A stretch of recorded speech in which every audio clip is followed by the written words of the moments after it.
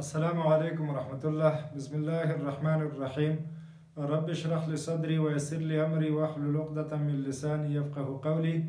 رضيت بالله ربا وبالإسلام دينا وبمحمد صلى الله عليه وسلم نبيا ورسولا.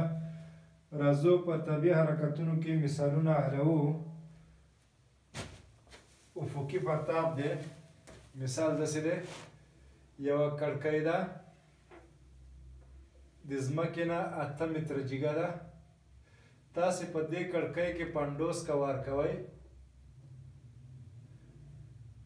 په 10 متر بر سکند سرعت سره د افق سره یا منفي 60 درجې زاویه جوړوي. زاویه څو ده؟ 60 درجې خو منفي. دا به د دې دیوال نه څومره لرې غورځېدلي. مثلا که دا داسې پرتاب وشي، دغه دلتا ایکس پیدا کړئ. کړکۍ کې تاسو د افق سره نه، د افق نه لاندې وار کوئ. د افق سره زاویه 60 درجې د منفي پر طرف. دا 50 که چې په کوم ځای کې اولنۍ ډبکه خوري یا په ځمکه لګېږي، د دې دیوال نه به یې څومره لرې وي. پوښتنه داسې ده. نو همدا د حرکت معادلې دي. د حرکت د معادلو د تطبیق دپاره اولنۍ خبره مبدا ټاکل او محورات ټاکل. مبدا اختیار لري که دا ټاکئ او که دا ټاکئ. راځو دا مبدا ټاکو. کله چې دا مبدا وټاکله، دا یې د ایکس محور شو او دا یې د مثبت وای محور شو. که هغه مبدا ټاکئ نو بیا به دا د ایکس محور شي، دا به منفي وای په طرف شي. نو دلتا وای یا وای منفي وای 0 به 8 متره لیکئ. منفي یا مثبت ګورئ ورته چې د مبدا نه ښکته دی که پورته. موږ سوال داسې کړو، مبدا دا ده، نو کوم ځای کې چې وار شوی وای 0 مثبت 8. که دا مبدا شي بیا وای 0 منفي 8 راځي. نو وای 0 راکړئ 8 متره. سرعت راکړئ 10 متر بر سکند. سرعت څو دی؟ v0 یا v1 10 متر بر سکند. راځو سوال حلوو. د دلتا ایکس پیدا کول دپاره یو دلتا ایکس دا دی یو دا دی. دلته ټي مجهول دی، دلته v2 مجهول دی. نو دواړو معادلو نه استفاده نشو کولی ځکه 2 مجهولونه لري. نو دې دپاره باید موږ څه وکړو؟ یا ټي پیدا کړو یا v2. ټي پیدا کول لږ اسانه دي ځکه چې دا په څومره وخت کې ځمکې ته رارسېدلی، دا به پیدا کړو. نو دلتا وای به مساوي شي د حرکت دویمه معادله. دلتا وای یا وای وای منفي 0 مساوي کېږي v1 ټي منفي 1/2 جي ټي مربع. دا معادله مې ولیکله. v1 د وای په محور باندې څومره دی. نو اوس راځو د دې مرکبې پیدا کوو. دا د وی ایکس مرکبه ده او دا د وی وای مرکبه ده. نو وی یو ایکس مرکبه مساوي کېږي 10 متر بر سکند کوساین د منفي 60 درجې او دا مساوي کېږي 10 متر بر سکند کوساین د 60 درجې. ځکه کوساین د منفي تیتا او مثبت تیتا د ایکس محور مثبت دی، دواړه یو شی دي. دا به زه کتاب نه ولیکم ځکه 60 پیدا کول لږ سخت دي. تاسې بیا قیمت پیدا کړئ.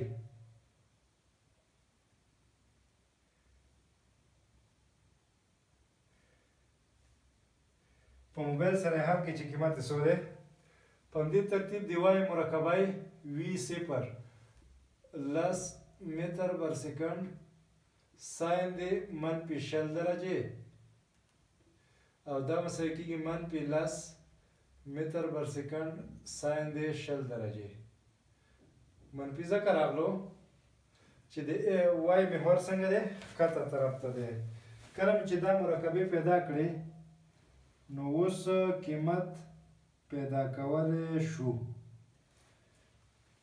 راځو وای منفي وای 0 یا دلتا وای هغه یې راکړی څو دی؟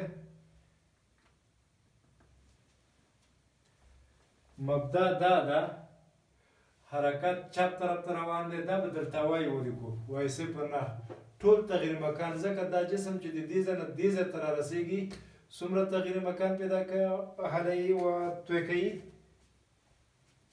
وایي منفي وایي 0 یا ټول 8 متره منفي 8 یا مثبت ښکته طرف ته راځي نو چې ښکته طرف ته راځي منفي 8 وي یو ټي څو دی 10 منفي 10 متر پر سکند टी नामालूम منفی 1/2 9.8 متر بر سکند مربع टी مربع دا قضا اختصار کم 4.9 هر حد منفی ده نو منفی یا د معادلې دواړه خواهی په منفی کې ضربوم دا بشي 4.9 متر بر سکند مربع टी مربع جمع 10 متر بر سکند टी جمع دا چې د مساوات نه واړم بیرته منفي 8 متر مساوي 0 یو مجهول 2 درجې لري نو قیمتونه یې پیدا کړئ قیمتونه یې څنګه کړئ پیدا یې کړئ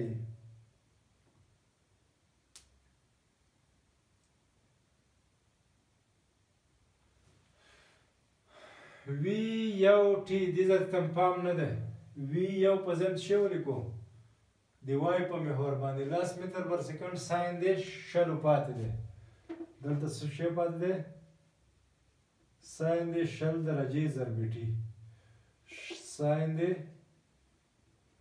شل درجې ضرب ټي منفي 8 متر منفي بي جمع منفي بي مربع منفي 4 جذر لاندې پر 2 د محمد بن موسی فرمول باندې حل کړئ تاسو ته به یو عدد درکړي منفي 1.9 او 0.8 دوه جذرونه دي منفي 1.9 او 0.8 سکند دا دوه جذرونه درکړي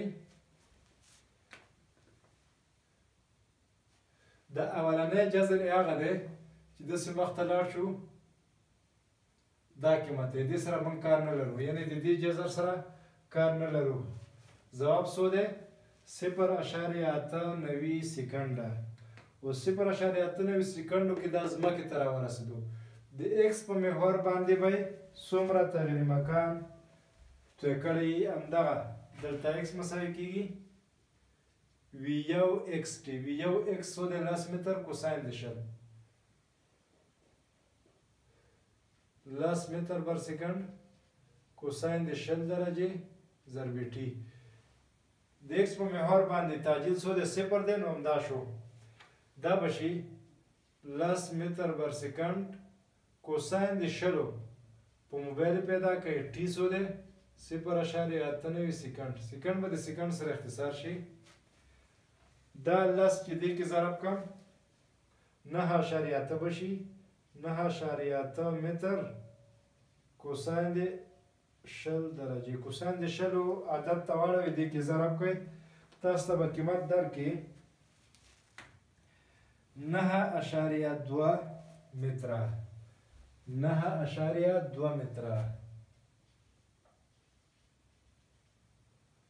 نو دلته ایکس قیمت یې څو شو 9.2 متره دا به څومره لري غورځېږي 9.2 متره الله دې وکړي ورباندې پوه شوي وي السلام علیکم